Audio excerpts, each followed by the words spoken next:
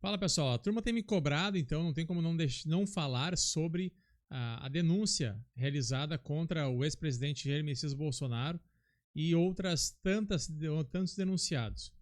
Eu tive acesso à primeira das denúncias e eu até estava estranhando, até porque não falavam em 34 nomes, a denúncia tinha, se eu não me engano, 16 ou 17, e depois, pesquisando, eu soube que, na verdade, a denúncia foi dividida. A PGR criou uma nova forma de denunciar sobre o mesmo fato. São vários inquéritos programados e feitos. E tem um inquérito das lideranças, tem inquérito do não sei quem, tem inquérito. Nós vamos ver sobre isso agora.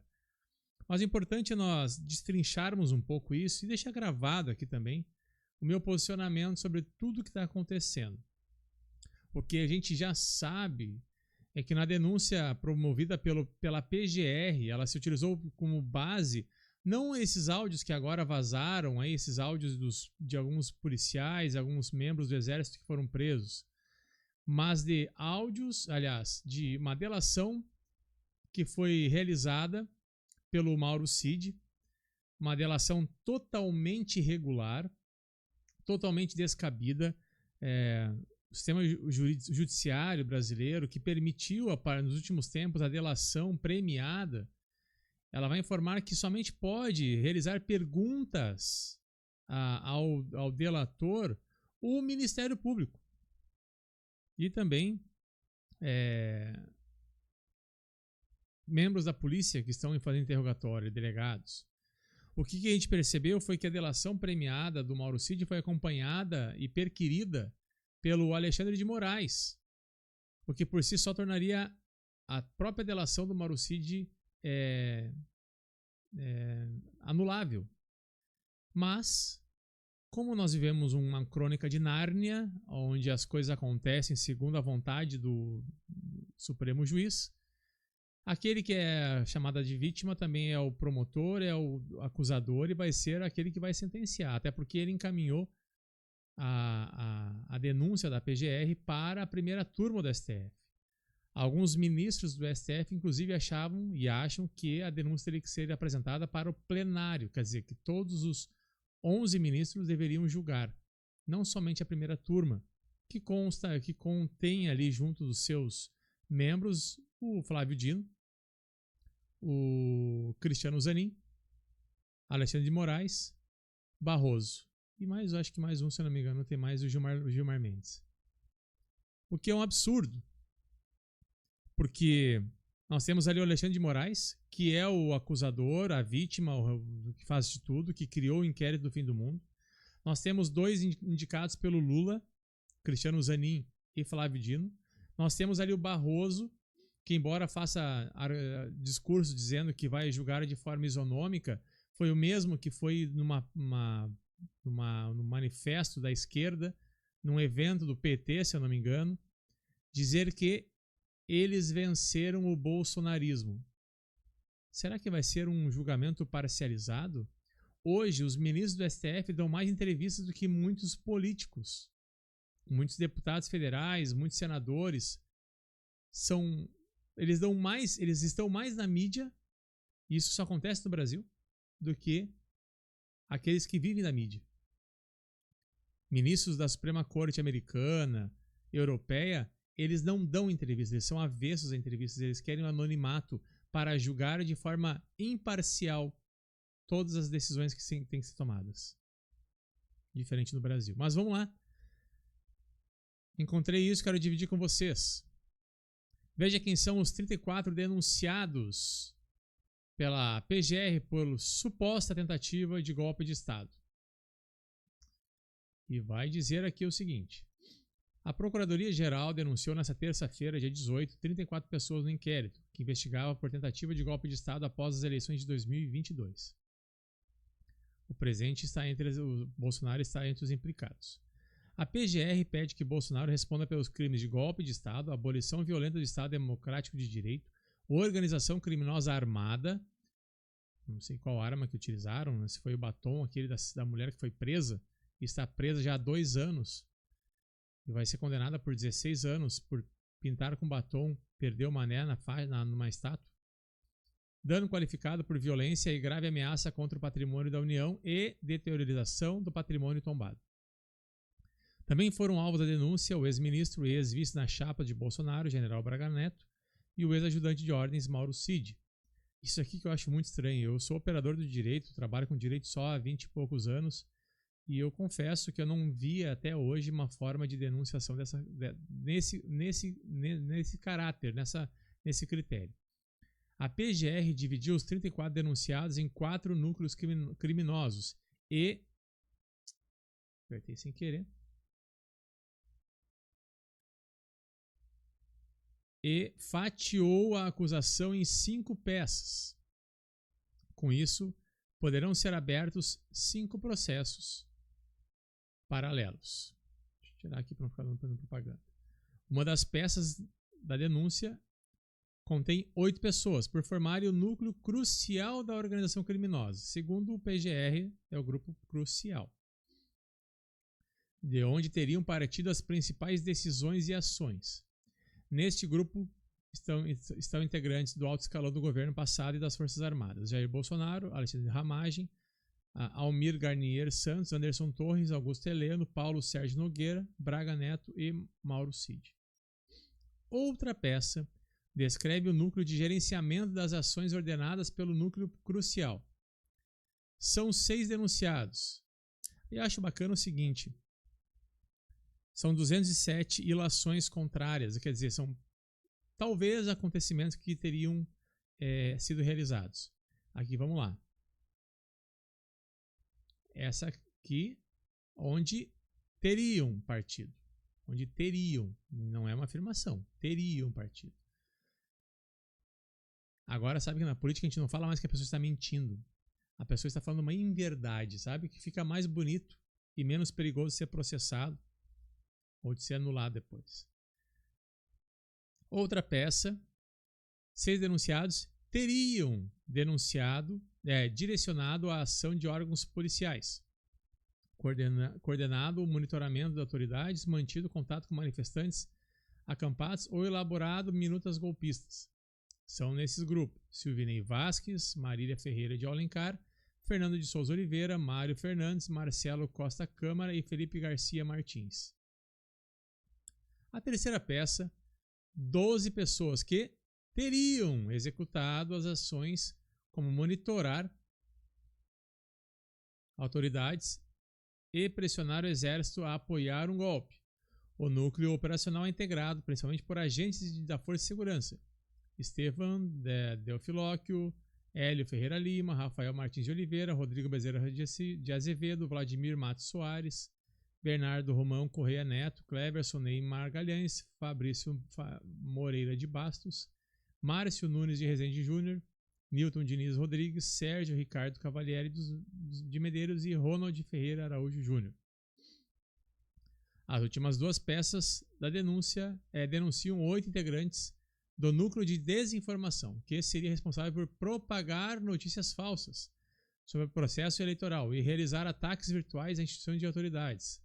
Nesse núcleo, Ailton Gonçalves Moraes Barros, Ângelo Martins Delicone, Paulo Figueiredo Filho, que é o youtuber aí, o jornalista que mora nos Estados Unidos, Reginaldo Vieira de Abreu, Carlos César Moretz Rocha, Giancarlo Gomes Rodrigues, Marcelo Bonvemete, Guilherme Marques da Java. Sabe o que eu estou notando falta?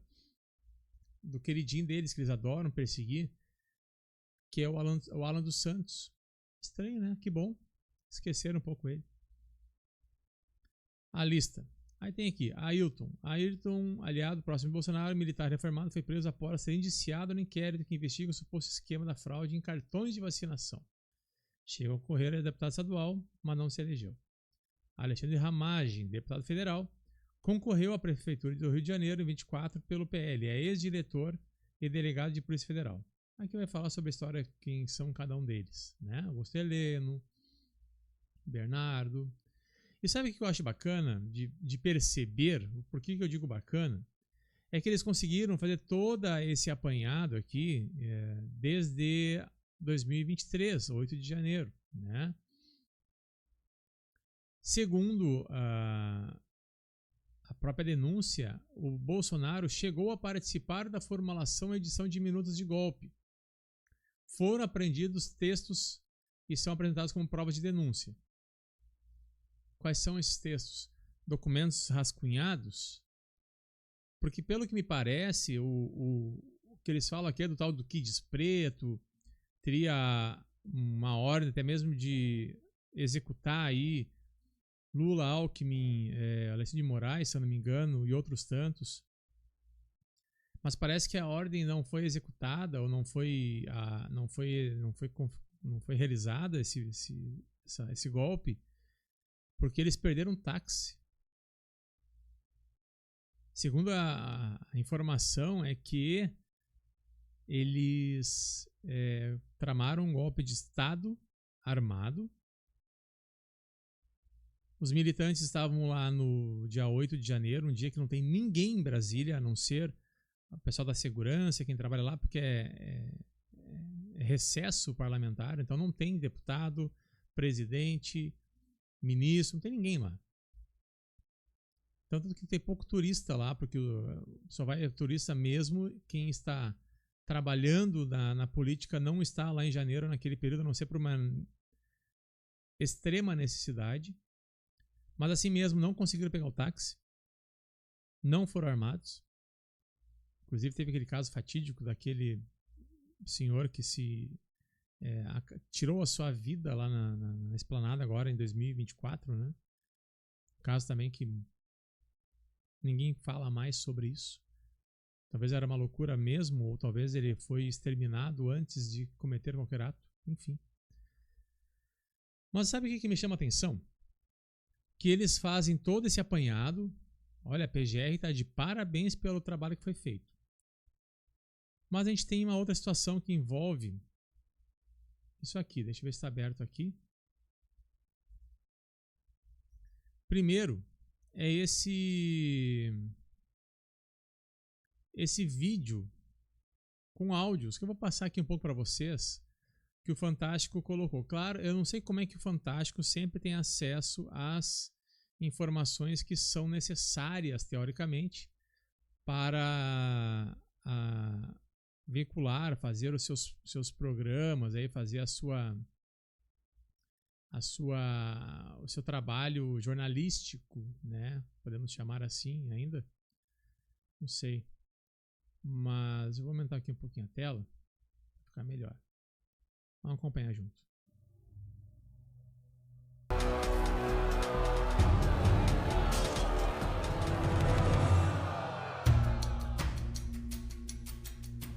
A gente não sai das 4 linhas. Vai ter uma hora que a gente vai ter que sair, ou então eles vão continuar dominando a gente. O povo tá nas ruas pedindo para que haja uma outra eleição de forma que possa ser cobrado de uma forma mais clara. Pô, meu velho. Só quem tem 4 estrelas no ombro não tá vendo isso? Eu acho que o pessoal poderia fazer essa descida aí, né? E ir atravancando mesmo. Porque, pô, a massa humana chegando lá não tem pneu que segura. Atropelar a grade e vai invadir. Depois não tira mais, né? Para começar, são áudios de alguns, pelo que eu vi, militares ou algumas pessoas que não são conhecidas ou não se sabe quem são. Mas são áudios que foram retirados de não sei quantos aparelhos e vai falar agora aqui quantos áudios foram ouvidos, foram realizadas análises pela Polícia Federal com um sistema bem complexo, um programa bem complexo.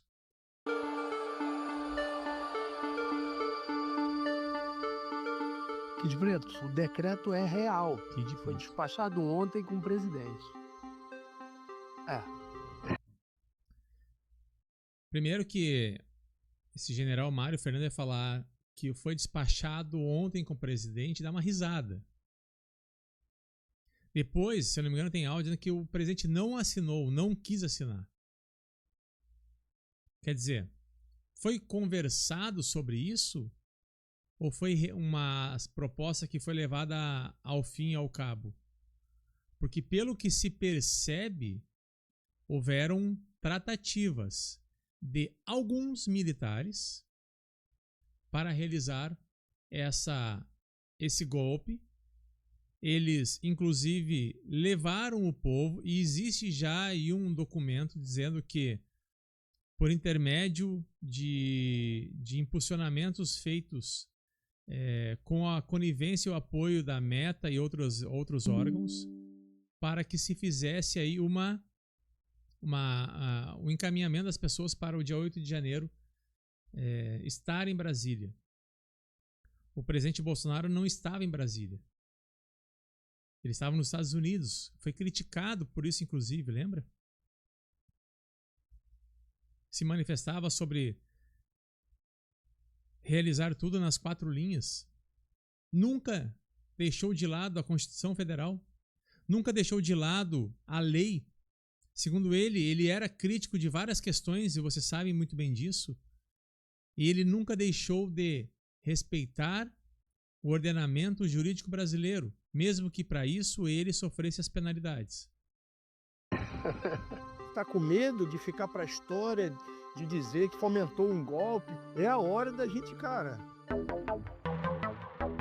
O Fantástico teve acesso com exclusividade a áudios inéditos que expõem os bastidores da trama golpista.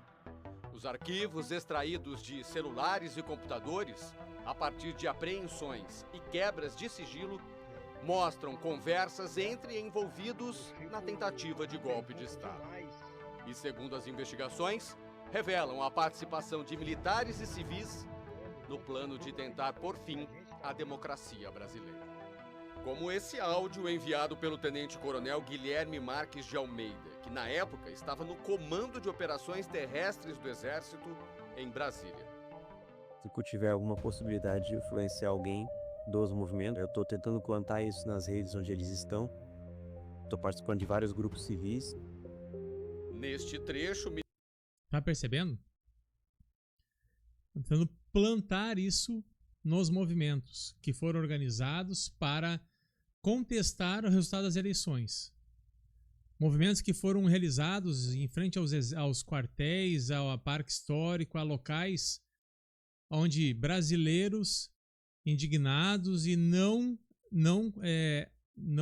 aceitando o resultado queriam mudar, queriam novas eleições, queriam alterar a forma de análise e resultado das eleições, porque nós temos urnas que deixam margem a esses pensamentos. Urnas que não são auditáveis, que têm um sistema muito intrínseco, que têm um sistema muito arcaico. Hoje, nossos celulares modernos, vamos lembrar que a urna eletrônica, ela é do tempo daqueles Motorola, aqueles tijolão que a gente falava, a bateria não durava 2 horas. A urna é dessa época e continua a mesma urna, com algumas mudanças de software desde então. Era isso que o povo queria. Queria mais que fosse um processo realmente democrático. Se é um processo tão bom e tão eficaz, por que países de primeiro mundo não utilizam até hoje o voto eletrônico? Por que utilizam ainda votos de papel?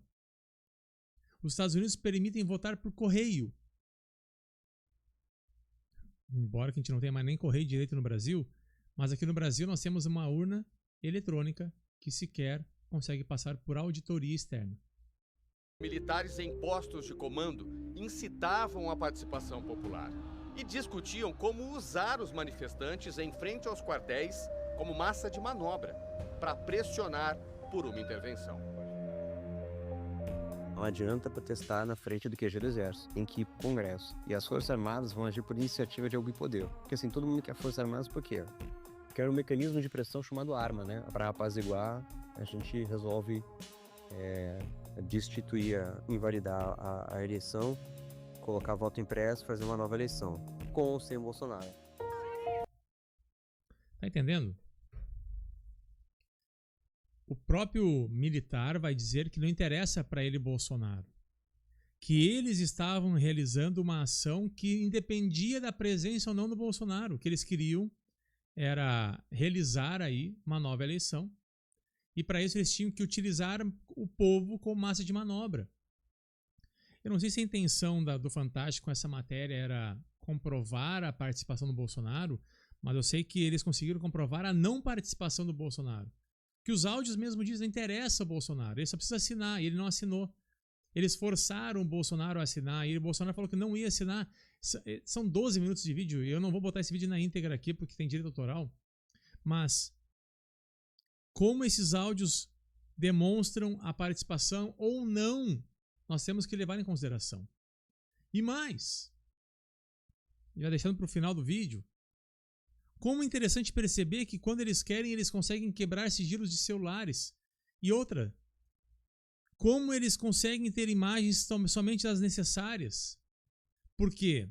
São dois fatos bem graves que eu trago também. Porque nós tivemos aqui a questão das imagens. E essa informação aqui é uma informação que passou batido. Eu adoro o Correio Brasiliense que faz isso comigo.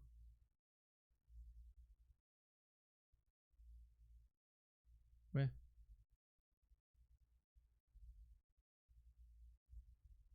Aqui. Porque nós não levamos muito isso aqui em consideração quando a gente estava acompanhando todo o fato do dia 8 de janeiro. Mas o fato é que são 185 câmeras no Palácio da Justiça, fora STF, fora Congresso.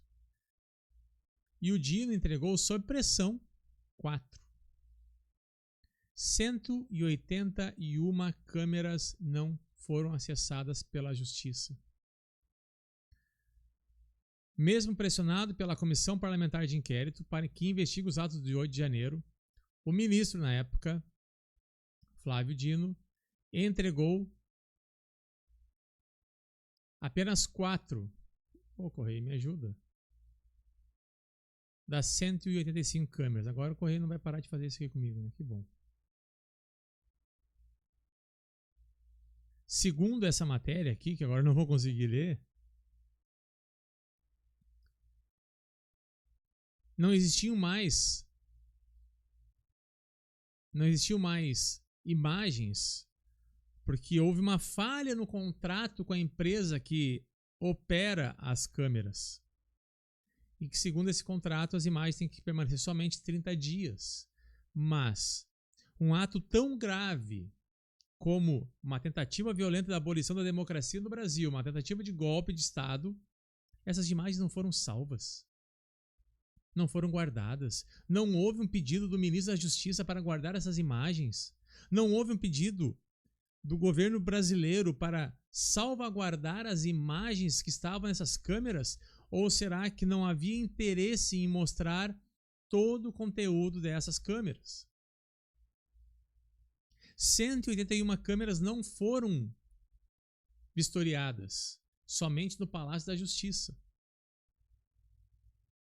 Flávio Dino entregou 4. 2 e depois de algum tempo mais outras 2. Por que será? Nós temos um acesso, um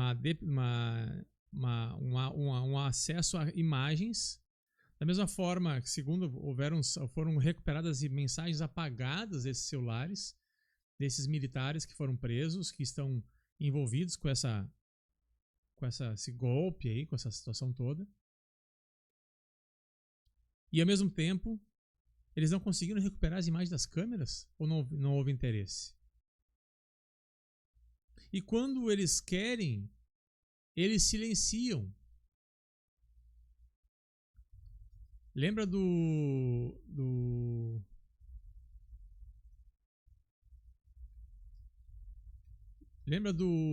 daquele que foi preso numa tentativa de assassinar o presidente Bolsonaro na época? Lembra disso? Até hoje, O Adélio Bispo tem seu celular trancafiado. Ninguém tem acesso ao conteúdo do celular do Adélio Bispo. Ninguém pode, e talvez já nem exista mais nada, porque com certeza esse celular com certeza não vai ter mais nada de informação agora, depois de tanto tempo. Conseguiram mexer nele com certeza? Nunca saberemos. Mas quando há interesse, as imagens surgem, as necessárias para a teoria deles.